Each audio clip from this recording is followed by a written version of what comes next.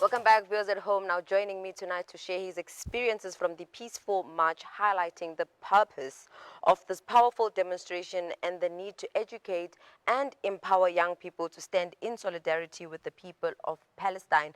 Joining me virtually is Numaan Collier, a key member and coordinator of the Palestine Awareness March, which I believe was an important event that brought attention to the plight of the Palestinian people and the ongoing genocide in which they are facing on a daily basis. But assalamu alaikum, jazakallah so much for joining us, Numaan. Wa alaikum salam, shukran for having me. Now, can you tell us a bit on what inspired your involvement with, all things Palestine Awareness March? So the idea of having a Palestine Awareness March has been floating around the Muslim Students Association at Westerford for a while. The big question was, were we allowed to have it and when were we allowed to have it? And so this week, Thursday, yesterday, we got the green flag and we sent off and we went in our masses to protest and stand with Palestine. Hmm. And with that being said, was there a specific event or moment that sparked this effort? The situation in Gaza has been very quiet within Westerford and around with our other neighboring schools. And MSA at Westerford decided that we need to speak up and use our voices to encourage people to speak up and to join us in having this march. And for someone who also would like to coordinate a march in, their community or just their area, what do you believe is needed for them to, coordinate a march of this magnitude? All we need is one person that with a motive, with an idea that will run and the people will soon follow. Hmm. And with that being said, did you encounter any opposition or resistance to the message you were trying to convey? So thankfully, we didn't receive any backlash from any pro-Israel people. We actually received more support from people passing by in their cars. Some people actually got out of their cars and came to stand with us in solidarity with Palestine. And I thought that was incredible and it was a very special moment for us at Westerford. Now, seeing that the march was centered around educating students about the ongoing conflict in Gaza, was there a way or means of measuring to say the impact in educating and the efforts in educating the students was effective or not? So by having this march alone, it educated a lot of people, and with everyone coming out in their masses and in their numbers, it really boosted what people thought and what their perspective on Palestine was, and it actually helped improve the or helped better the understanding of what's going on in Palestine, and even the amount of people just being there was enough to say, right, guys, this is the Palestine, this is the problem. We need to stand together to solve the problem. And just with the amount of people there, it brought even more people to come. And it was very inspirational for the students at Westerford. And how would you describe the reactions of students at Westerford High School, and how exactly did you hope this would impact the understanding of the Palestinian struggle? The pupils were very supportive, and they actually they helped boost the motive that we had, and they came out in their masses and stood in solidarity with with Palestine. I feel that the message was definitely delivered, and with the amount of people that we had, it just boosted our voices and it boosted the impact of the march, not only of the people at Westerford, but of people's within around us, the neighboring schools, and also the greater public. It really helped emphasize the the situation in Gaza and the severity of the situation. Hmm. And Norman, seeing that there is so many efforts that is, placed in terms of, the boycotts, the BDS, and the march that you were a part of, can you just mention to me the most important message that you hope students, parents, and community members will take away from this march? So people who get a good education often don't realize how privileged they are. And the MSA at Westwood, our message was to actually remind people how privileged they are because we get a great education at Westwood. We are privileged to even be at Westwood. Unlike the people in Palestine, they haven't had education for over 2 years. The children have watched their schools being bombed. They watched their beloved teachers being killed by Israeli army, and they watched their whole schooling system be ripped out of their hands.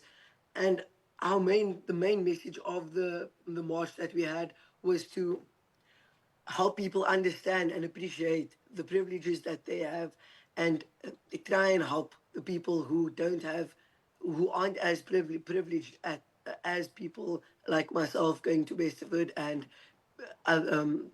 people within our community. Hmm. And I think the biggest fear when it comes to all things, Palestine awareness and education and all the efforts that are placed is the fear of the momentum dying. And hence there is always, call to action to say, let us not forget the people of Palestine, be it in our prayers, be it in our daily lives. And most importantly, let's keep the protests going. Let's keep our efforts in terms of supporting our brothers and sisters in Palestine going. I want to find out from you, how can we ensure that the momentum generated by this event continues to fuel positive change and support for the Palestinian people? So the Palestine project that our MSA is hosting deals with many things. The first thing was to have a Palestine Awareness March to educate, to make the people at Westwood aware about the situation that's happening, and to stand together in solidarity with those, with the people in Gaza. Another thing that we plan to do within the next week or two is to get multiple different educated speakers and come speak to our school and other schools within our community and within our with neighboring schools, to come and speak to us about and educate the people about the situation in Gaza. And when people are educated, they tend to act better, if you could say. And with this, we then intend to have one massive march with with all of our neighboring schools, and to raise awareness for the people in Palestine, let our voices be heard. And another thing that we plan to do is have fundraisers and inshallah get the money to Palestine, the money that we've raised, and send it through to Palestine, along with donations like clothing, food, shoes, and any accessories that the Palestinian children and parents could use and would be beneficial to them. Hmm. And before we get an insight in terms of how the other students are feeling about the Palestinian Awareness March, just want to find out from you in terms of what would you say were some of the challenges of coordinating this march? Because we've seen in the news where there's so many university students, be it in South Africa or out of South Africa, who've encountered, resistance and hostility for them just, chanting the idea of rivers to the sea or just wearing anything that resembles Palestine. So I want to find out from you, in coordinating this, was there any challenges, or there was just only all-round support from the teachers and every individual was a part of it? So there was definitely a little bit of we were put on a little bit of a back foot in terms of getting the march approved. And what we needed to do was we needed to write a proposal up to our principal, and that took a little bit of time to get approved. But other than that, there was no serious issues and there was no serious problems with us having the march. A lot of the teachers and a lot of the students were in support of us. So we just waited on getting our proposal of having the march approved by our principal and by the school governing body. And once we had that approved, we had the green flag to go, and we went in our masses and we went to stand up again for Palestine.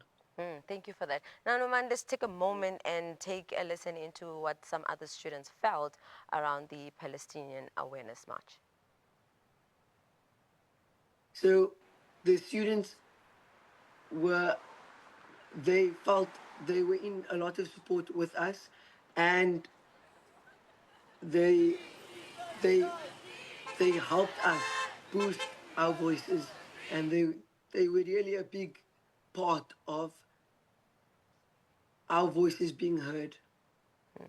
Jazakallah so much for that, Numaan. Now we're going to head over to just take a look at what really transpired at the Palestinian Awareness March. Okay.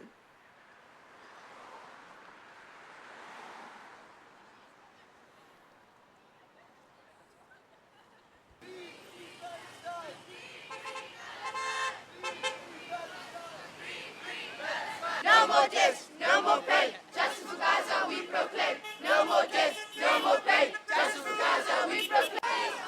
When do we want this? Now. What do we want? Ceasefire. When do we want this? Now. What do we want? Ceasefire.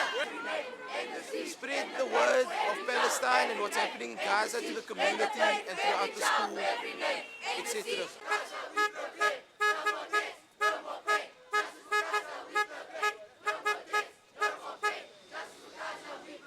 No more deaths, no more pain. Justice for Gaza we proclaim. No more deaths, no more pain. In the siege, in the pain, every child, every name. In the siege, in the pain, every child. For Gaza's future we must speak. Don't be silent, don't be weak. For Gaza's future we must speak. Obviously, we get a lovely education here at Westerford. We are very privileged, unlike the Palestinian children, where the schools have been bombed. They haven't had education for 2 years. And it just enrages me more about the situation that's happening in Gaza. That was very interesting and intriguing to watch. But Numaan, Jazakallah so much, for taking out the time and really sharing with us your experience. And we're hoping that this experience will truly inspire many other youngsters out there in terms of, taking charge. And, there's nothing wrong with following protocol as you did in terms of writing up a proposal to the principal and board members and ensuring that, they give the green thumbs or, the go ahead in terms of, conducting the march itself, and we pray that Allah rewards you and let it be a means of informing others as well as inspiring others. But Jazakallah so much for joining us this evening. Shukran for having me.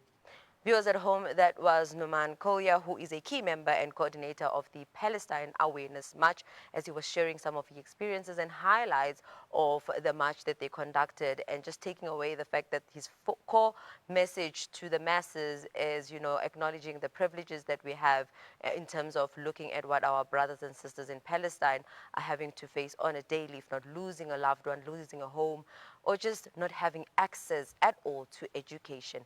But viewers at home, let's head over to a net break. We'll see you just after this.